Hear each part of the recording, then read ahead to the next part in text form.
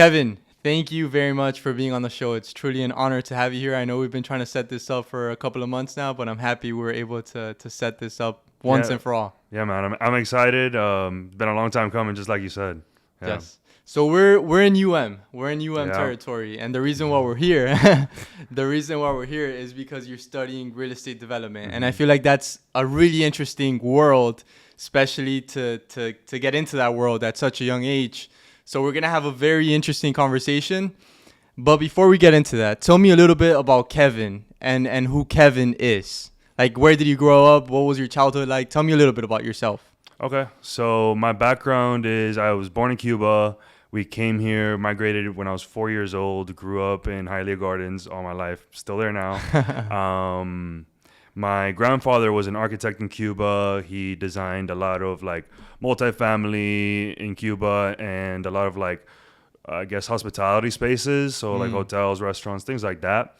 And he even did like a religious site. So for the Pope was doing like a world tour, and one of the stops was Santiago de Cuba. And so he stopped there and he designed his altar, which was pretty cool. I have pictures of it I can show you later, and if you want to post it on there, I'll send it to you. That would be nice. But he did that, and my uncle, they were also architects, and they grew up, in the Miami scene. They developed designed a lot of buildings, some for Related. I don't know if you know the one that the train goes through in downtown. I do. The Loft. I do. Have you know with the red frame? Yes. Yeah. So that one they designed actually. They've done a bunch of cool projects. Hyde in Hollandale, they've done that too. So some cool projects. So I grew up seeing that. Grew up seeing them go from sketches to models to buildings, and so I knew I wanted to be a part of it. Didn't know how, right? But I knew I always loved real estate. So that was only your uncle doing it here, your grandpa in Cuba, and then your uncle here? Right, exactly. My grandpa just did architecture in Cuba, but he did the models. So like maquetas, right? 3D models. I was more entrepreneurial always, loved business and, just loved, selling, marketing, and the hustle and the bustle and being quick always. I've always loved that. And so when I found myself choosing a career path, when you grow to that age of maturity that you start thinking about those things, I was like, okay, I don't want to do architecture just because I do like art and I am good with my hand, but I just didn't want to pursue a career that was 100% design, and I didn't have the final say for the designs if they go through or not, right? So I was looking at how to get into real estate because I knew nothing about real estate at the time. I had family in architecture, but I knew nothing about, the logistics of real estate. So to enter into it, I went into got my license. And so this was back in 2021. I was 21 years old at the time, but I should have gotten on a little sooner, but I was, you grew up in the Miami scene, and you kind of goof off for a couple of years and you party and stuff. But, you eventually grow up and you want to do your thing and, build your business and build your career for your family and for the generations to come and stuff. So I didn't know how to get into real estate. So I just said, okay, let me just get my license, figure it out. FIO. That's my life model. Just figure it out and then you'll get there. And so I got my license. It was a tough 2 years. The first 2 years were just absolutely brutal. That's what nobody tells you about selling as an agent, especially in Miami, because it's a very saturated market. Take me back for a second. Was there an aha moment where you thought, okay, so I'm gonna get the license, or you were thinking about it for some time? I was thinking about it. Actually, I grew up watching during high school, as I was goofing off 16, 17, Graham Stephan. And I loved Graham Stephan's YouTube videos back in the day, especially. Now he has that Coffee Talks podcast and things like that are more business oriented. But back then he used to have things specifically on real estate and stocks. That's it. That's all he would talk about. And I know lately he does a little bit of everything. But so I grew up watching him. I'm like, okay, just to learn about real estate. And so that's when I was like, okay, to get started in this, let me just get my license and then, figure it out from there. So the first 2 years that you were in real estate, they were terrible because, Miami, obviously, very saturated market, a lot of realtors, a lot of people trying to sell homes, but no one taught you how to sell. Not necessarily, no. I was I wasn't in a bad company. I was actually in a pretty good company where they do help you like so much. And for like new agents, you can jump in on a team and everybody's always there to support you. It's just real estate is really, really a relationships business. It's who you know. It's how many people you know. It's how you cultivate your relationships. And at the time I was straight out of, school. I didn't really like the only people I knew were people my age. People were not buying, things, they weren't even renting at the time. So it's just tough when you're starting off so young because people don't trust you as you're so young, and also you don't have the relationships, that you do build on later on when you have the knowledge, when you have the skill sets, when people see that drive in you, So yeah, I mean that's just something that comes later on, So right now, looking back at those 2 years, I mean, this can go to pretty much any realtor that's watching this. Mm-hmm. What advice would you give yourself that maybe, I mean, aside from the fact that you should have gotten your license earlier at a younger age, what advice would you give yourself so that you would have been successful from the beginning? Of course, you can't create the relationships as easily. You can try to go out and like network and meet people. But what advice would you give to yourself?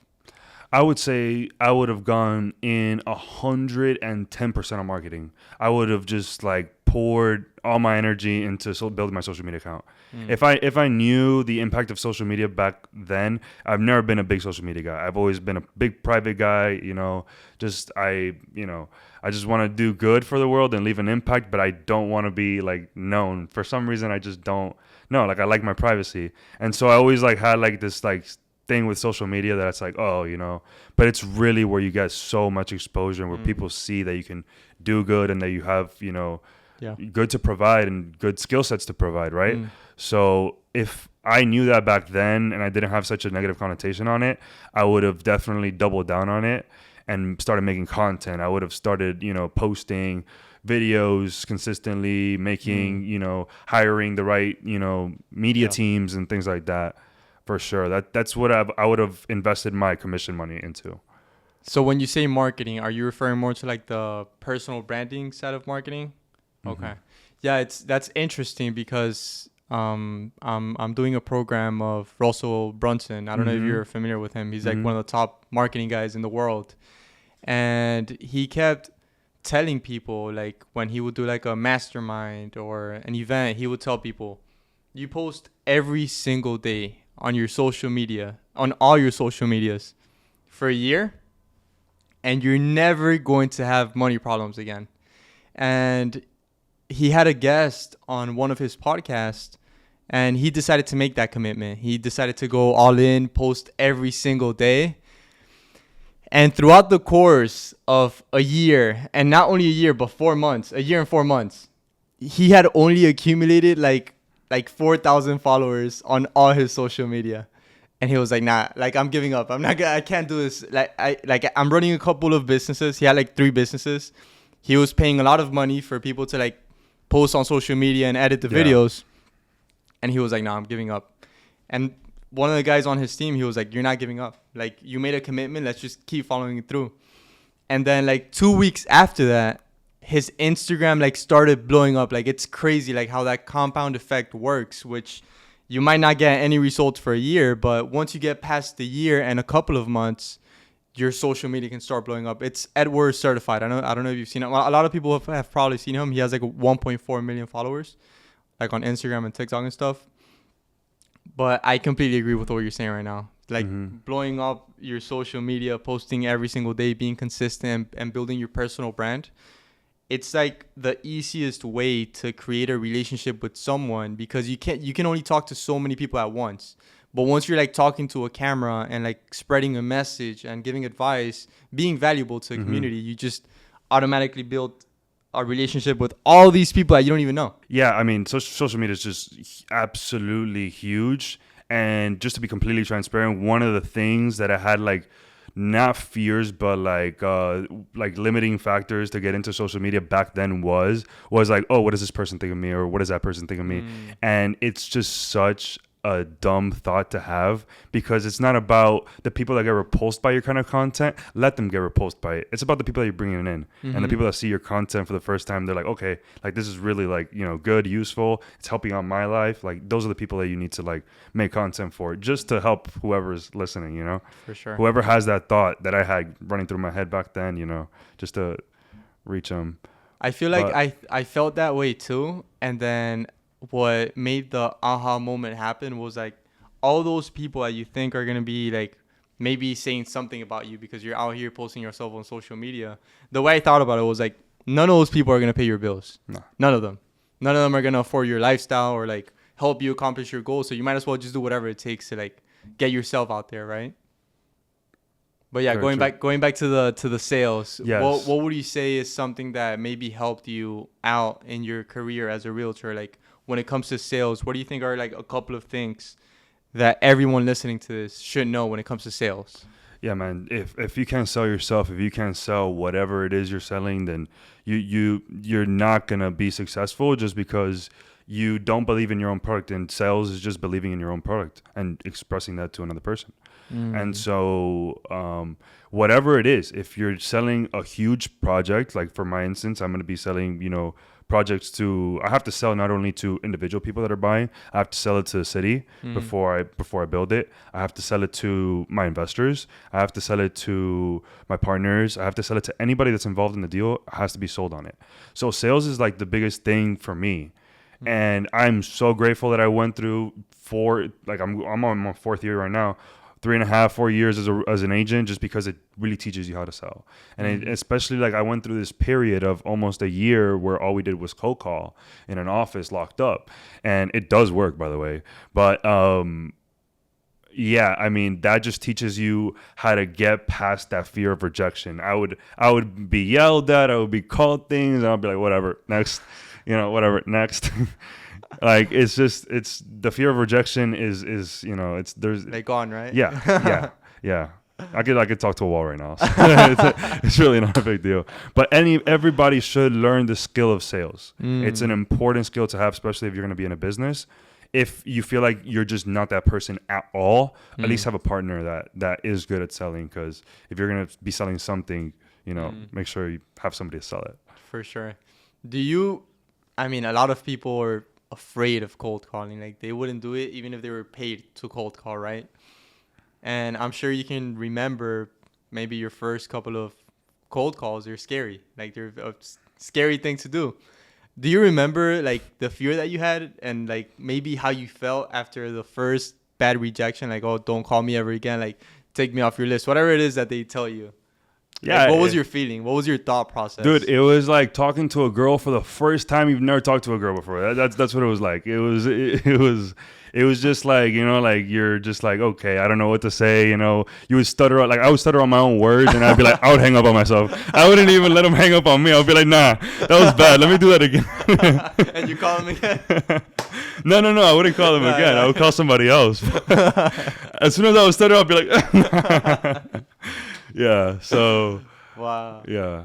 No, but I can 100% agree with the fact that, I mean, just sales and even cold calling, I would say is such an important skill. Just being able to pick up the phone, like send an email.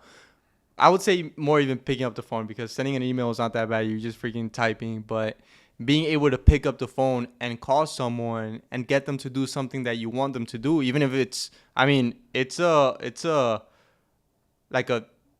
folded benefit, because it's you would benefit obviously if you make a sale or something, you make a connection, but then the person would also benefit because you're helping them either like sell their homes, buy a home, whatever it may be. So I feel like cold calling, having the ability to pick up the phone and get someone to convince them to do whatever it is that you want them to do, that's a skill that anyone needs to master, like to the grain. To the grain, because that just opens up the doors to so many opportunities. And you can pretty much, I've cold called like huge individuals, like even real estate developers, and I mean people that I never thought I was going to be able to schedule a meeting with them. It's just after making so many cold calls, and that's what anything in life is about, just getting good at it. At first you're going to suck, but then you're gonna be so good that you're not gonna suck anymore. You're just gonna become good at it little by little. So that's a skill that anyone watching this should master, even if it sucks for a while, but then it gets to a point where you like taking on the challenge. So going back to sales, like once you get in front of someone, you mentioned that yes, you're young, I'm young too. There's other people out there that have been in the industry 20, 30 years. They have connections. They know everyone. They know the mayor. They can know the precedent.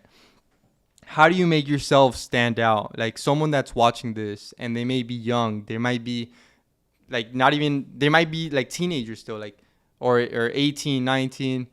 What would you say to them? Like, how do you stand out first of all, in a market that's saturated? Because I mean, it's kind of like a red ocean, right?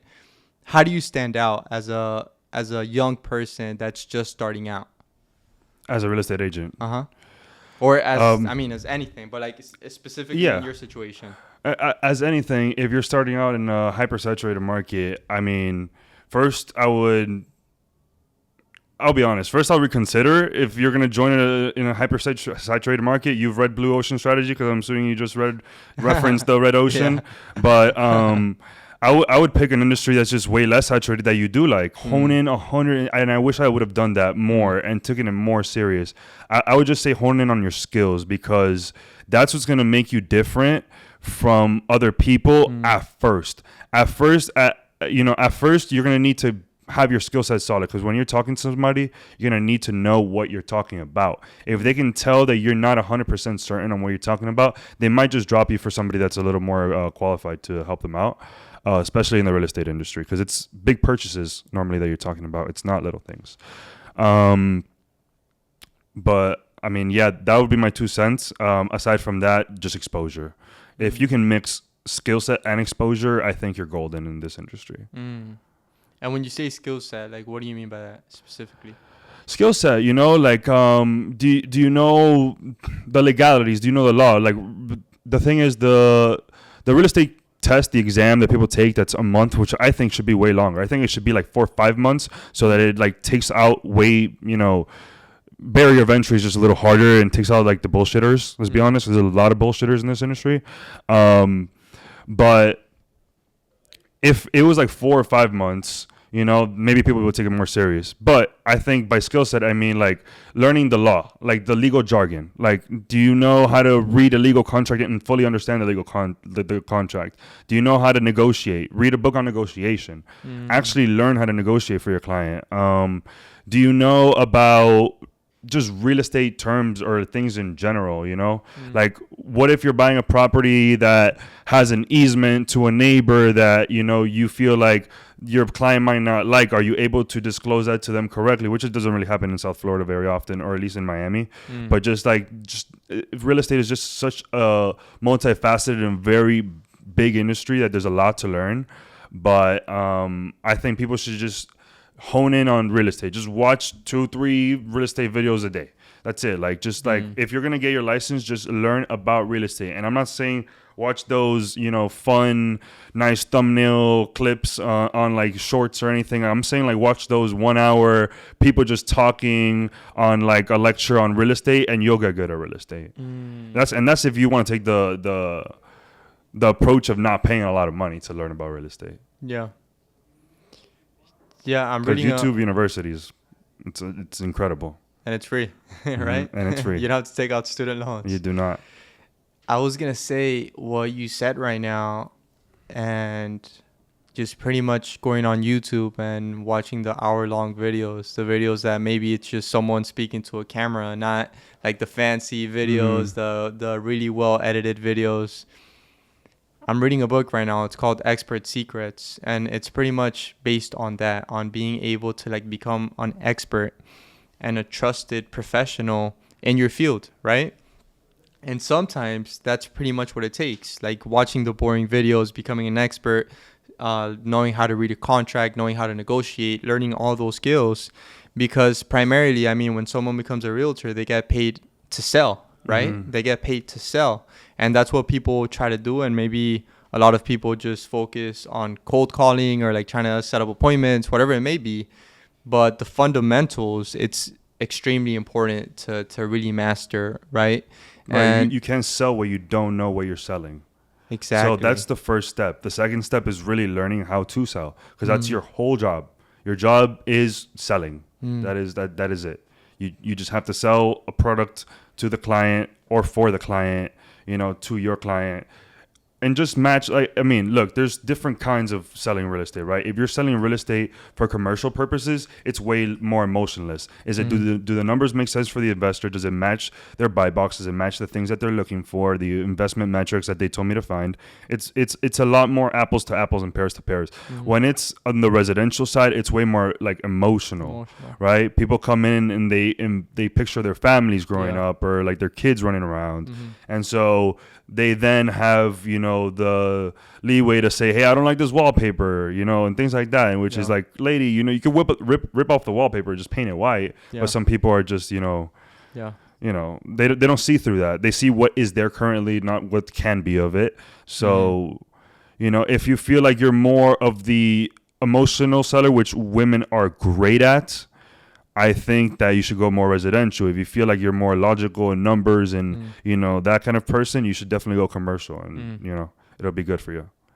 That's really good that you were able to come up with the conclusion of, what you said right now, that some are emotional, at least the residential, and then the commercial, it's like more logical and more like looking at the numbers.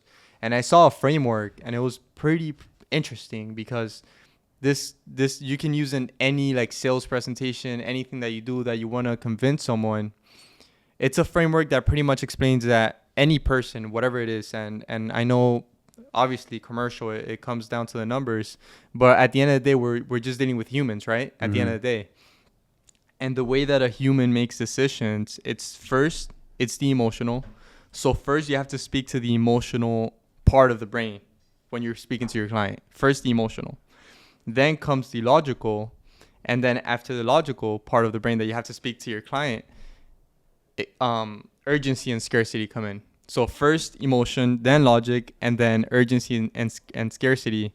So I find that fascinating that you're able to come up with these two things, like logical, emotional. A lot of people they can spend their whole careers and they don't even come up with like the emotional and logical framework.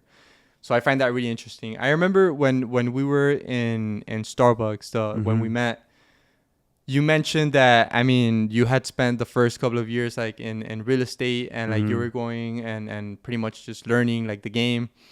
And you mentioned that you had come up with this framework, like this process. I forgot exactly what it was. I don't think you fully explained it to me, but it's like this process, this system that you have that pretty much just makes everything easier for you. And I think you got it from someone, or I don't know if it's like someone taught it to you. It's like a process that you have now. Maybe you developed throughout the years. I don't know if it's similar to like how you started, or I don't know exactly what it is. Maybe the systems. Like now I believe in systems, right? Okay. So what do you mean by that? Like systems, like softwares, and like just systems in general that have like tasks, that like just like a set of systems, a set of processes that you check off to get things done. Okay. So essentially, I'm not actively doing it right now, just because I haven't been as active as I put like 60 hours into this program a week just to get really freaking good at this. Because I really love this and I want this to be my end all be all, as like in terms of business. But when I was selling, like I had systems in place, meaning like I had a set of things, like a set of tasks as I acquired my client to the very closing, like things like check boxes. I just did this. It's just a set of systems, so that it just becomes very easy to do. Because if you leave it up to chance every time, different things are going to happen every time. But when you know when to bring it back to, it's easier to just check boxes. That's just how I saw it. And so I started off with a Google Sheet. Tracking my clients through there and tracking their the part of the process where they were through there. But then there's also really good things like CRMs, which is like client relation management softwares. And then there's like programs like Zapier, which like will automate your like your to-dos. So you'll say, hey, like when this lead comes into the CRM, send them an email, send them a welcome email, and like it's just like automations. and then they integrate through like APIs. So like you can connect one software to the other. So then this lead will come in through this system. Zapier will already be sending out the email. It'll come up on this system. Okay. It's like a whole integration. It's really pretty amazing. But this is taking up 60 hours. I'm currently working at Aston to learn the back end of the like real estate development is just so multifaceted. It's not for the faint of heart. It's not for the weak, man. And you really gotta love this industry. Why do you say that? There's just so much that goes into building a build. There's just so much that goes into building a house. Imagine a building, and so there's from the acquisitions to the financing to the raising the capital. Where do you raise it from to do certain things, right? Because if you raise it from institutional money, they're gonna want you to fit inside a box. If you raise it from like private investors, you don't have to fit it necessarily into a box, but you do have to like also listen to what they want for the project. So it's like when you want to do what you want, you got to have your own money. So that's just one part. But then on the back end is dealing with the city. Are they going to approve it? Are they going to do this? It's you have to be good at absolutely everything. You have to be good at law. You have to be good, like not good, but like you have to understand how to defend yourself when people are talking about law in the same room as you. Because normally you hire attorneys, when you're doing deals. So law, you have to know finance. You have to know the metrics. You have to know the financial metrics of just when you're running a deal, when you're running something we call a pro forma, which is like an analysis that we do previous to like, doing a deal. It's just so much that goes into it. It's a very multifaceted industry where you're a jack of all trades. You're not a master of none. And I've always believed, which is a good thing, because I've always believed it's better to be, well-rounded than it is to be like just like, a square in a square like in a square hole, Like, yeah, you can fit, but bro, are you making an impact? No, I want to be, like something that can be like wear many hats. So yeah, it's not an easy industry for like just anybody to get into, which is also why I like it, because it's way less saturated. It's a blue ocean, right? So I can see that. I've had the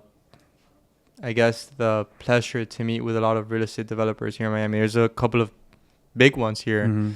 I went to the Related office one day. It's nice. Beautiful. I don't know if you've been there. Beautiful. So modern. And went to the rooftop? It's crazy. Yeah, it's sick. Crazy. Yeah. And I don't know what got me interested in that world. I remember once I met with a real estate developer. We were doing business together, and he showed me like I think I mentioned this to you, like he sent me like a PowerPoint where it's like a step-by-step like of how the real estate development process works, the funding, etc. And I just I find that so interesting, and I want to know like what got you interested in real estate development, because I mean you come from a family of architects, I guess. Why real estate development? Yeah, actually, my direct family wasn't even in anything to do with real estate. My mom's a pharmacist. My dad works for the government in like health. So wow. Nothing. They were both health. Almost everybody in my family's health. My sister's in nursing. Everybody's in health. I'm the only one that was, I don't know. I've always been kind of a wild card. I've always been an entrepreneur, and I've always just loved, I guess, the concept of real estate and of entrepreneurship and being your own boss. And being your own boss, by the way, just the people listening, it doesn't mean that you make your own hours. You work twice as much as the employees who just work 9 to 5. But I like that when you do what you love. It's work and leisure like sort of blend. It doesn't feel like you're like you have to go to work. You're just going to do something you like. But essentially, what got me into real estate is just watching, like I guess just watching videos. And I think I saw a Graham Stephan video one day, or I don't know if it was maybe him or somebody else, that I was just like, wow, like this seems like a really really cool career path. It was at a point in my life where I was unsure, but I've always known I wanted to be in the space somehow through my aunt. Like I've always found just the whole idea of like, yeah, she's like designing buildings, or like, she's building buildings, or my uncle, he's building buildings and things like that. And they're talking to these people. I just found that super cool always from a very young age, but I just didn't know how to get in. Right. And I, as a child, I wasn't as curious as I am now. Right. So I didn't ask them like, hey, whatever. I just didn't want to ask people about, their private stuff. Now I don't care. Now I'll ask you.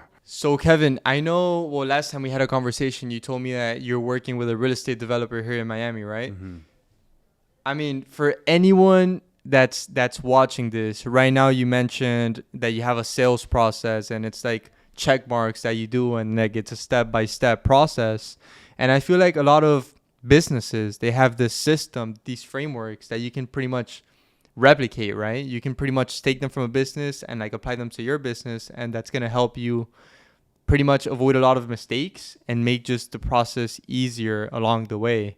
Like, I'm pretty sure this applies to any business, any type of business. You can get a framework from another business and put it into your business. So what I'm trying to get at with all of this is that right now you're working with a real estate developer. How important is it for someone that's trying to get into any industry to maybe start off by joining a business that you're pretty much able to see what's happening in the business, the ins and outs? How has that benefited you in your real estate development career that will be starting like soon? Huge. I honestly underestimated the value in that for a very long time. I was like, I would not take a pay cut. I was very prideful about like my money, and I was like, nope, I'm not gonna take a pay cut. It was actually David Grutman that made me see otherwise when he, did the class at FIU. If you know about that class, yeah. So he was speaking about how he originally started bartending in Fontainebleau. No, not Fontainebleau. It was the mall, Ventura Mall, I believe. And that's where he was making about 100 G's at the time, a year at the time. And that was a lot of money, especially back then. So he was offered a job in which he will be able to get closer to the owners, the Sofers, of Turnberry, but he was going to have to get paid as the manager $30,000. So he was going to take a pay cut from 100 to 30. Most people would have said no. And so he told the story in a way that just made me reconsider certain things, right?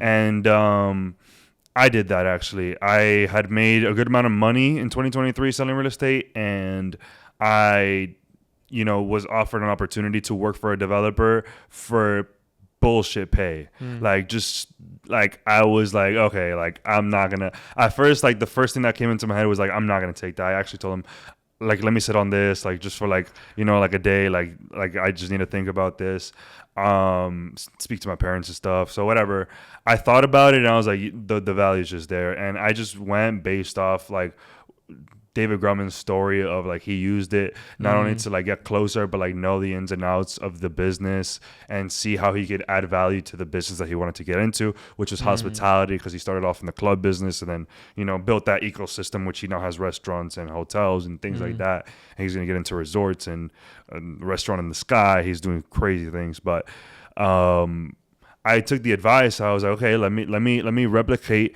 the same thing he did and just take a pay cut to learn from the developer at the time that I got in contact with through LinkedIn, which LinkedIn's huge. I think a lot more people should be on LinkedIn for the professional setting. And so I just got a huge competitive advantage, man. Like huge competitive advantage just from knowing things that I like. When I first met the developer, I knew nothing, like zero, zilch on real estate development, and I was only with him for 5-6 months. Before I now am doing like the back end stuff for like the construction, the TCO and the COs for my developers and people in development that know what that is for construction. For Aston Martin, I was with him for like 6-7 months. It was sort of like as an apprenticeship role, so I was like hands-on everything. And I just learned so much through that time, and I was getting paid really bad, but I just learned so much, and I'm grateful for it. And I still have a good relationship with him. He's a good guy. And I think everybody should do it in their own industry with whoever they want to do it for. If somebody offers you the opportunity to even work for free, if you can do free, do it. Do it for a specific period of time. Doesn't have to be forever.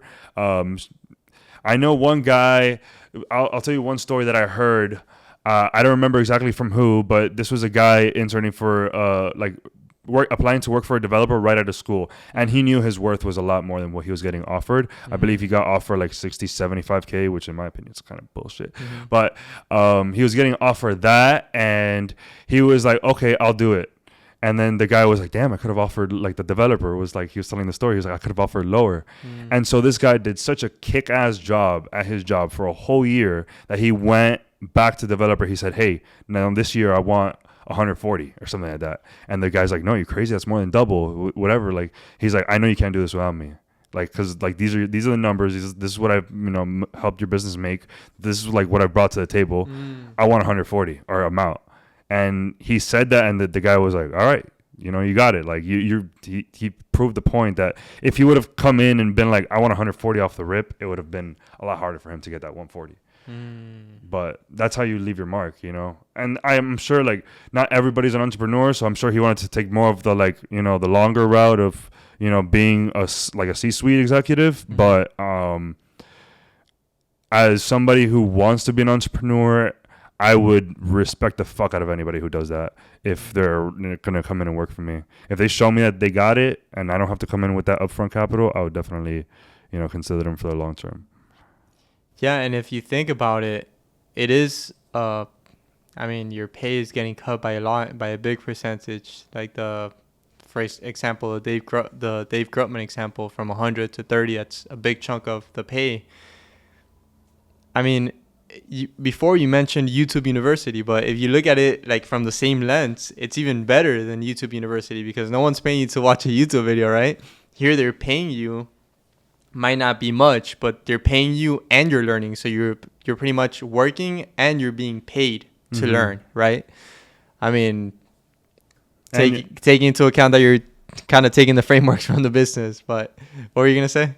No, nothing. And the plus is that they're going to open doors for you that you can't open for yourself. Just being around the right certain people.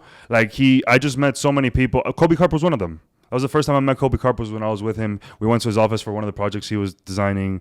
And I was just, it's crazy. Like, they just opened so many doors for you that you wouldn't be in that room anyways if it wasn't for you being around them, So there's a lot of pros to it.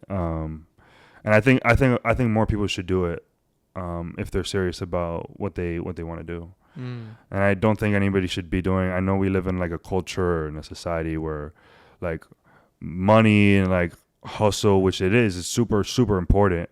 But I don't think people should be doing things strictly for money. Like if you're going to start something for money, you might be successful at it because a lot of people are, but chances are you might not stick with it. And that's just going to make you waste your time. So I would say pursue something that you're going to love first.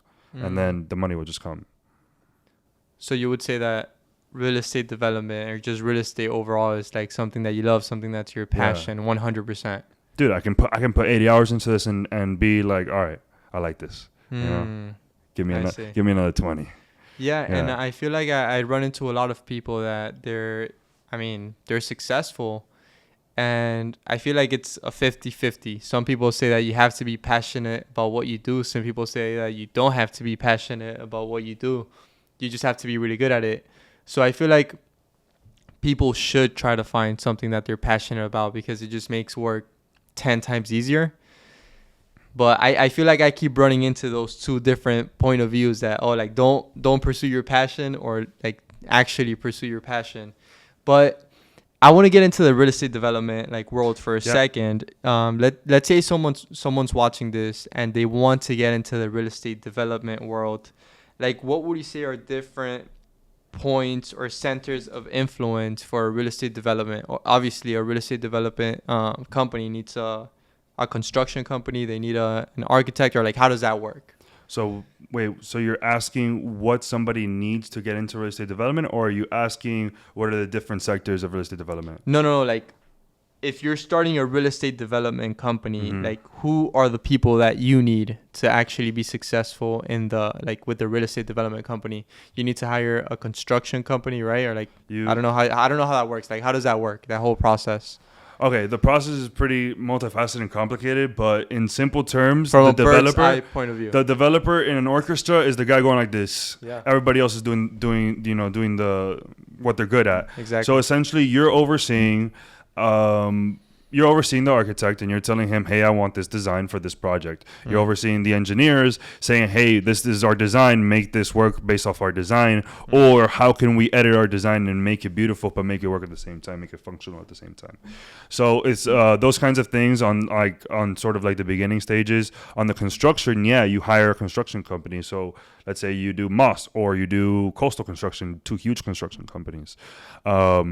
Then you got to hire utilities. You got to hire people that do that.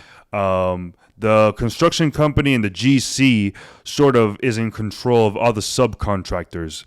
So that doesn't, like, construction and development, like the developer is in talks with the GC and hires the GC, but it's 2 different things. And some developers are builders, in which they develop and then they also have a construction company of their own, just to, sort of be in more control of prices, because prices are sometimes outlandish and sometimes they do put in like hidden fees and, like rainy day money and a whole bunch of things. But essentially, you're sort of just the orchestrator of everything. And those are just 3 things, because you also need to be talking to the bank. You need to be talking to the city. You need to be talking to your attorney. You need to be talking to your investors. You need to be talking to everybody. So you're just the person, the point of contact that oversees the whole project and make sure it's successful, because you know about everything and everybody else knows about their own thing only. So Kevin, before we started our podcast, you mentioned that you were kind of happy that you got into UM because you were making a lot of connections. And I mean, certainly a lot of, let's say a real estate developer, he comes and visits UM. You have to take into consideration that they're visiting a school with, I mean, thousands and thousands and thousands of students. So they're meeting a lot of people, and you're not even taking into account the other schools that they're going to. All the connections that you're making, how do you make someone remember you? How do you stick out in someone's brain? First, before I get into the question, I want to, talk about, you mentioned connection a couple of times.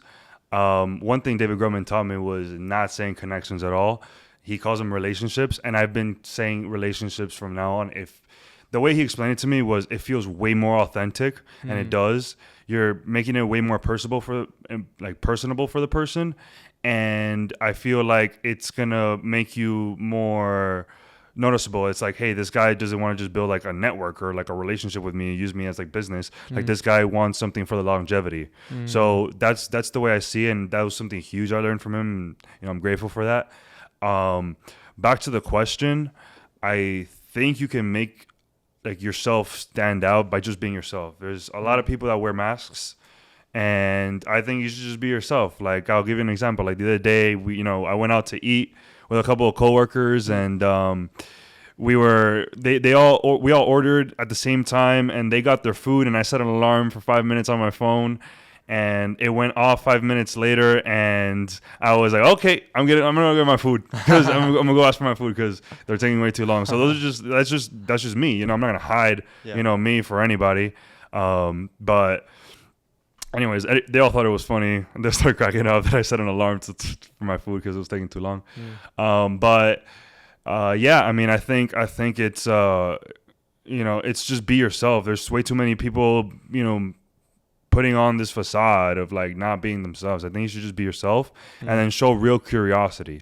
Like, if somebody's taking time out of their day to come here and talk to you, or just to meet with you, give you a couple minutes of their time, like, show real curiosity and interest in the thing they're talking about, and give them that time of the day. That one-on-one attention, that undivided attention to them is like super, super, super. It goes a long way, because there's a lot of people that just don't care.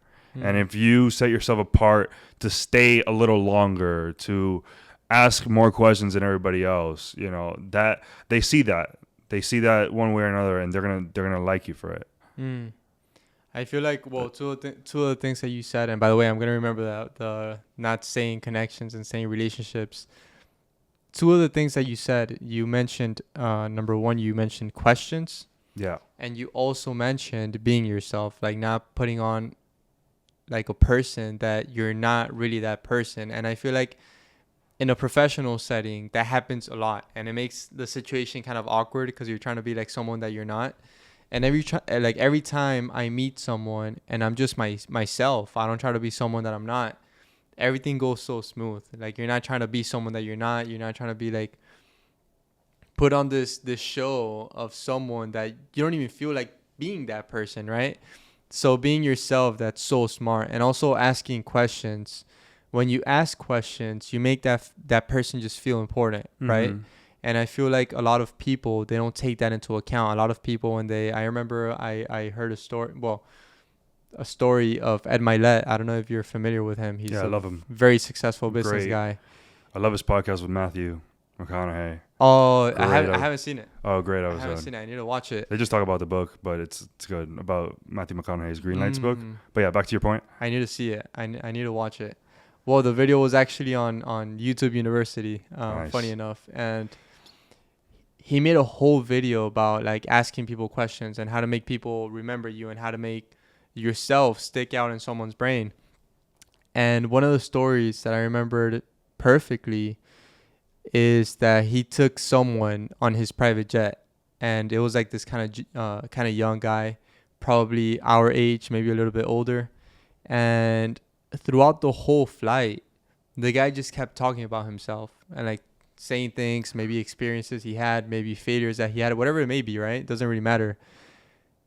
He just kept talking about himself, and that just made Ed Milet feel different about this guy, right? Like, you spent, who knows, 2-3 hours on a plane sitting next to a multi-millionaire, and you didn't even bother ask him like how he got there, right? Like, asking someone questions makes someone feel so important and puts them like at a pedestal kind of.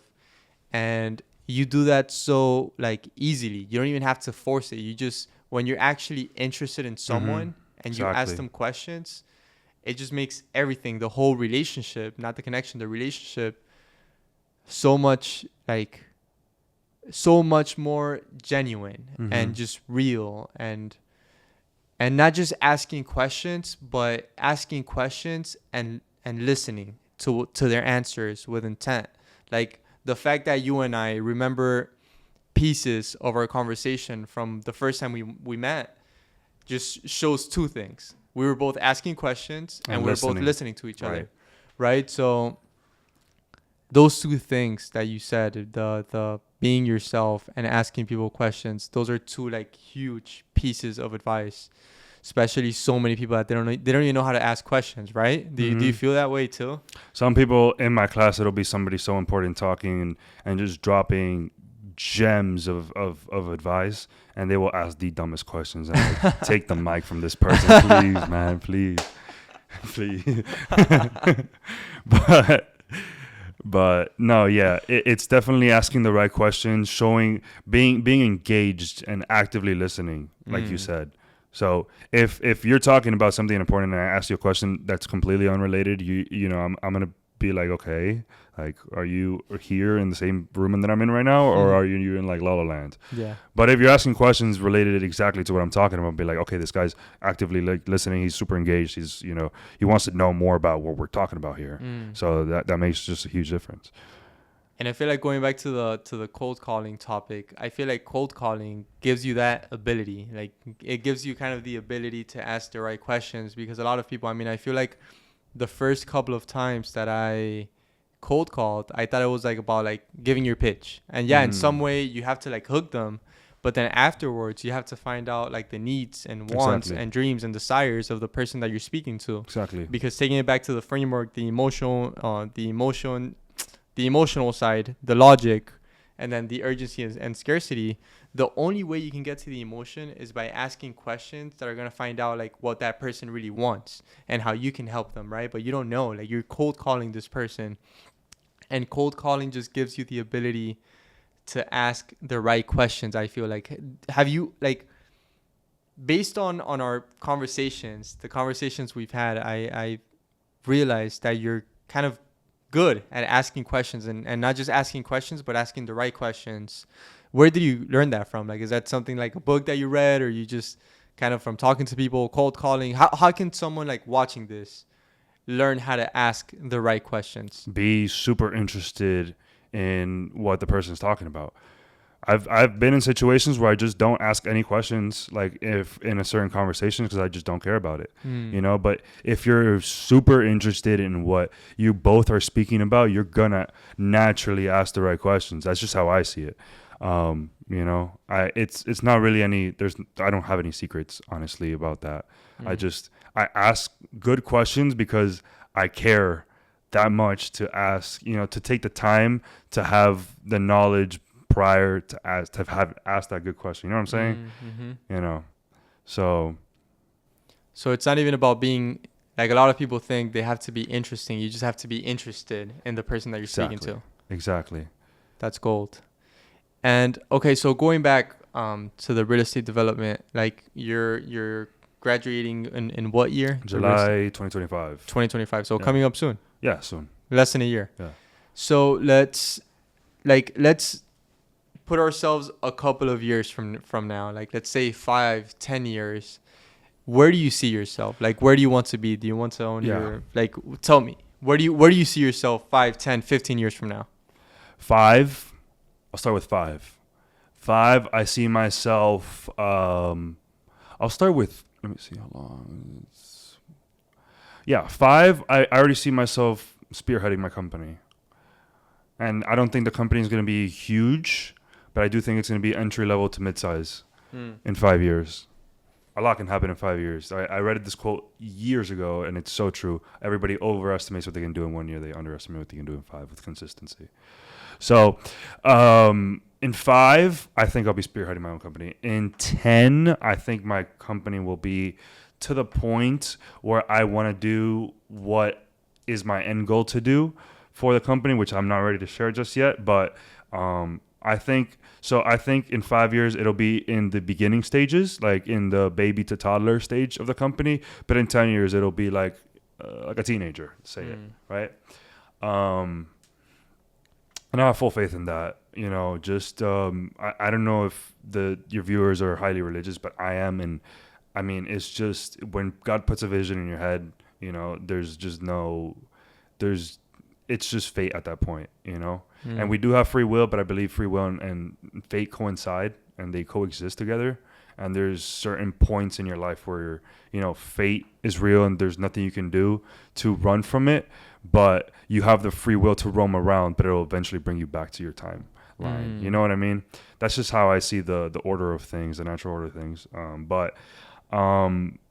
Yeah, man. I mean, I've had visions all my life of like, you know, goals and like where I'm gonna be that I just like, you know, like it's hard to dispute what I've seen, you know, myself with my own eyes. So, you know, how can anything take that away from me when God has already told me, I promise you, right? That's good. I wanna ask. I feel like it's very important to define, I guess, to have definitions of the words that we use, right? To know exactly what it means. And I want to know what faith means. When you said that you have faith, what exactly do you mean by having faith? What is faith to you? Man, faith is not knowing, not seeing something for your own eyes, but knowing that it's there. And not having proof, undeniable proof of it, but knowing that it's there. Contrary to other things and other people telling you, you know, otherwise to your own beliefs. But my faith in God and my relationship with God is just so strong, and it wasn't always like this, but it's just so strong that no matter what you say, no matter what scientific proof you can show me, whatever, like I'm gonna have that faith in the divine. So, you know, it's just something that's a little bit above us, I feel like. And what made that happen? Like, what made that shift happen? You said you weren't very religious. What made you like be religious and try to be connected to God? Yeah, so one of them was I was raised Catholic through my mom. My dad actually is agnostic, I would say, but my mom grew up Catholic. My grandpa grew up Catholic. He tried to like like my grandpa also, like my dad always worked 2 jobs. He was always a very hard worker. He instilled that hard work into me. But my grandpa was always home, especially during the early like stages of my life, like through like me being to middle school and stuff. And he sort of instilled in me like Catholicism, but I never felt God. Maybe it was just because I was too young, but going to Catholic church, I never felt God. And eventually, like, I just drifted away from the Catholic Church, drifted away from all of it. And at one point I was like, enough, like, this can't be my life. Like, this, I don't want this to be my life. And so I just got out of it completely. And it was, that's when I started, like, real estate when I was, like, 20, 21. That's when I started, like, looking into it, like, getting away from certain friends that, like, will, like, lead you to, like, those same habits you're running from, or those same things that you're running from, right? So your environment's huge. It was actually like a friend of mine at the time. We're not very close right now, but we were pretty close back then. We still reach out through, text message every now and then, see how we're each doing. But he was like, hey, come to me to this church. And I'm like, no, dude, I don't want to go. He told me like 4 times. I'm like, no, dude. I'm like, dude, if you tell me one more time, like, I'm literally gonna like I was just against it. I don't know what it was. I was just against it. I was just, being a stubborn horse. And eventually I was like, dude, I'll go if you stop telling me to freaking go. So I went, and everything they were preaching about was exactly what I was going through. It was like they were like, hey, Kevin, we're going to preach for you, like, just for you.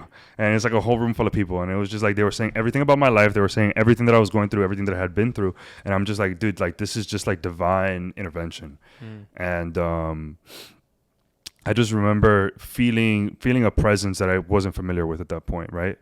And so I just decided to go back and just to keep going and see what they had to say. And at first I was like, dude, I'm getting chills. They're messing with the temperature here, dude. They got this all cold. They got the music. They got, they're like doing certain things just to like mess with me. And I was like, I'm just naturally like kind of cynical, not super cynical, but just kind of. And I was just like, okay, like, what are you guys doing here? But, through time, like, I found that's just really how God works, and going back to being a stubborn horse, he'll also break you. You know how you break a horse? By riding it enough times that, it doesn't buck you off no more. So, it was just my friend introducing me to that. And then I was just a church goer for a very long time until something happened that I'm not going to share. I'll eventually share, but something happened that it was just like a very God moment. And some people have like very deep God moments, but some people have very like, quick God moments that they find God in a very natural way. Some people have to be like completely like go through something very big to have a God moment. I went through something huge to find a God moment. My best friends were witness to it. And it was just something super crazy. And I was just like, wow. For sure. But it was just something that showed undeniable proof to like a group of people. Like, it wasn't even just to me. It affected all those around me on that same day. And that's just how God works, I know a lot of people that have had moments like just like yours, just like the one that you mentioned right now. I haven't yet. I mean, I have full faith in God. Listen, man, I pray he doesn't do it to you like he did it to me, because my shit was intense. Yeah. So, and some people get, like I said, some people don't have to have those God moments, because some people were just like, they just have that faith naturally. And I didn't always have that faith, and I strayed away from God. Another thing is I'm not a Catholic. I feel like I identify like more as like a Christian. Like, I'm a Christian. Like, I only believe in Christ. I only pray to Christ. Like, I'm strictly Christian. So I don't know. That's also another thing. Like, I've felt God in a Christian church. I've never felt God in a Catholic church. And I know that all Catholics are Christians, but not all Christians are Catholics, because I don't believe in saints. And, I do believe the Virgin Mary is an angel, and, she's up there with him, but I don't believe that I pray to her. Like, I don't pray to her, and some people do. Yeah. And also, it's not, I also feel like, a lot of people say it's Jesus, but a lot of what the Europeans have done to Jesus is pretty crazy. First of all, his name's not Jesus, it's Yeshua, Second of all, it's they took a Middle Eastern man and they made him look European on every single painting ever. Yeah. So he's probably looking down. He's like, I'm not happy with those people, for doing that. But yeah, he's forgiving, and he's a good God. So That's the good news. 100%. And I really like the definition of faith that you gave. And we have a pretty similar story, actually. I was also raised Catholic, and then I didn't, like, I did my communion and everything, but I never really felt like God when I went to Catholic church. And when I moved to this country, my family just started going to Christian church, because that's, like, I have a lot of family here, and that's just what they did. So we just casually went into Christian church, and like my whole family just fell in love with it. Like, it's a completely different experience. It might be kind of a drastic change going from Catholic to Christian church. Certainly, I have a very good friend of mine that I made him go to a Christian church, and he was like, wow, I wasn't expecting this. But certainly, like, having faith is so important. I remember I read the Bible. I know we had a conversation that you read a certain version of the Bible, but, well, my version, I hope it's still, well, it does say something kind of similar, just worded sometimes differently. Yeah, you have the New International Version, you told me, the NIV. It says NIV on the side of your Bible. I do. And one of the things Jesus said when he was physically here, he said that people have such little faith. Like, that's just something that he constantly kept saying. People have such little faith. And sometimes people worry about, like, if there's going to be enough food on the table, or if there's going to be enough money on the, like, in the bank account, or whatever it may be. And he gives this analogy of how birds, Matthew 6:25. Matthew 6:25. Wow, that's good. How birds, they're not stressing about what God is going to feed them, right? So why should we, if we're more than animals, if we're more than a little bird, right? So I feel like that's something so important. And I feel like faith is something so important that everyone needs to have. No matter what religion you are, you just need to have faith, right? Like, genuine faith that, you know, that no matter what's happening, no matter what's going on through your life, like, God has a purpose for everything, and God is going to take care of you, even though you can't see him. I mean, maybe you had a crazy experience, which hopefully we find out about that. Break the horse, man.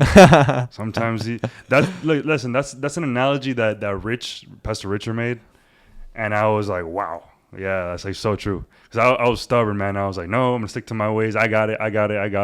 He had to, like, you know. So was that when he hit you? What? Like, was that when the moment happened? When I was like, I'm in so control. It wasn't like, it wasn't control. After. Huh? It wasn't after. I was already, like, you know, following the religion, but I wasn't, like, super devoted into it. And so I was still, like, I wasn't praying every day. I wasn't, you know, doing things to build a relationship with him, which ultimately that's the most important thing. You know, in the Bible, I think in Revelations, I haven't gotten to there yet. But it does. I know that's scary. That's a scary book.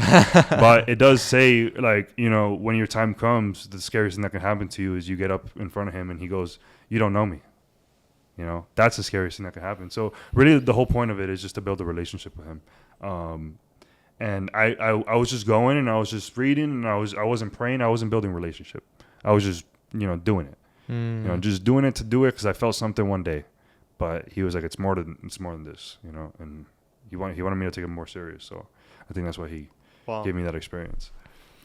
Well, I hope that for the second version of this podcast with the future Miami real estate developer, you share that story. Let's see. I will. And wow, that was just very powerful. The faith conversation. Kevin, the last thing I want to ask you for today's conversation, and by the way, I really enjoyed having this conversation. I want to ask you, what does success mean to Kevin? Yeah, man. I mean, that definition has changed for me throughout time. When I first got into business in general, like I will always ask myself, like, how can my business benefit me, and what do I have to gain from it, right? I don't see business like that anymore. I see it as like, how can my business serve others, and in return, I'm just naturally gonna get, you know, compensated from it. So success in my industry means how can I positively impact, you know, people around me in a way that they'll be grateful that what I created is there. And some people do that through, for instance, affordable housing, because it's like something that's like everybody needs right now, especially in like Miami's markets or like hotter markets like New York, Cali, et cetera, et cetera. But I feel like that's not me. And like going back to earlier's conversation, I'm not going to get into something that I don't feel passionate about, right? I'm only going to do what I want. And I have my market, my 10-year plan of what industry, what niche I want to get into for real estate development. But, you know, I just feel like if you can positively impact people, that's what success is. You know, the money will come. You know, people need to stop going to things money first and going to things love first and impact first, and then the money will just come naturally. That's just how I see success now. Powerful. I want to see what your definition of success will be 10 years from now, when the successful Kevin, real estate developer, when we meet again and we do this again. And I'm happy to see how your definition of success kind of grows, right? Well, you don't have to wait 10 years to interview me again.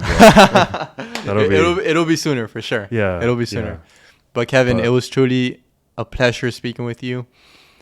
You shared a lot of very, very, very valuable information, and I'm sure that a lot of people are going to be watching this and taking notes, and just so many things that you said that anyone can apply to their businesses and their professions, no matter what industry they're in. Even your definition of success, if they change their lenses that they're viewing their business with, they're just going to naturally make more money.